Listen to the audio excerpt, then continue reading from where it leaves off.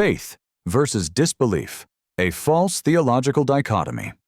The debate between atheism and theism seems like a waste of time.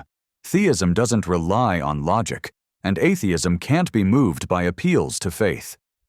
Where does that leave those who can't find answers in either? At some point, we must be willing to explore why certain beliefs have mass appeal and how close they are to what's real. Theism begins its claim with assertions of a creator. The existence of a finite universe seems like obvious evidence of an infinite origin. Unfortunately, by definition, there is no way to assign finite traits or attributes to the infinite.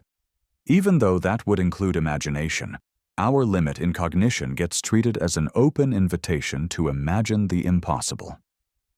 Imagining and personifying the universal origin contradicts the very nature of a creator. With no way to relate except through contradiction, rejection appears fairly easy to anyone who prides themselves on being reasonable.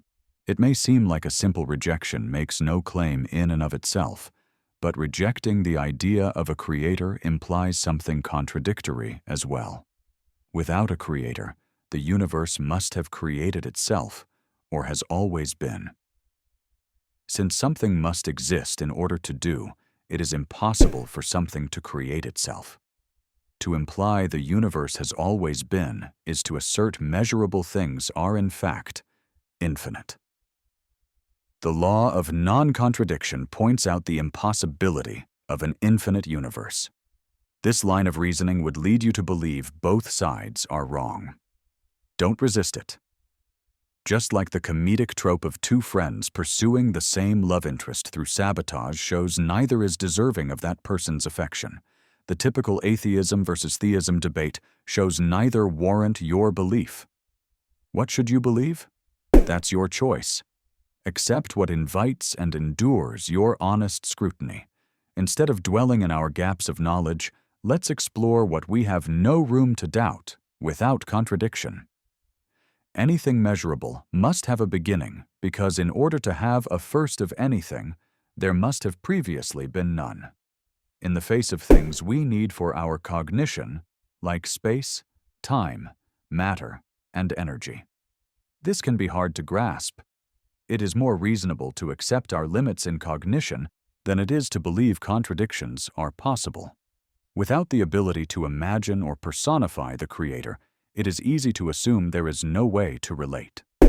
Fortunately, we have a concept that has a role in math that mirrors the universal origin: zero. Its discovery came later in human history, and we learn it after years of arithmetic in our own development, so some see its role as convenient instead of necessary.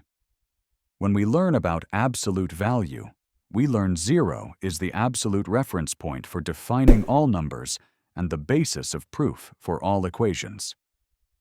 We learn this has always been true, even when we were unaware. Just as this is true for our personal learning, it also applies to history. Dropping context and thinking about zero's place in reality makes the comparison seem insulting. Understanding that zero is absolute, infinite, and perfect within math should alleviate such concerns. Within math, zero is supreme. I'm aware of the stark difference between how zero is viewed and the reality zero represents. The analogy that helps describe God.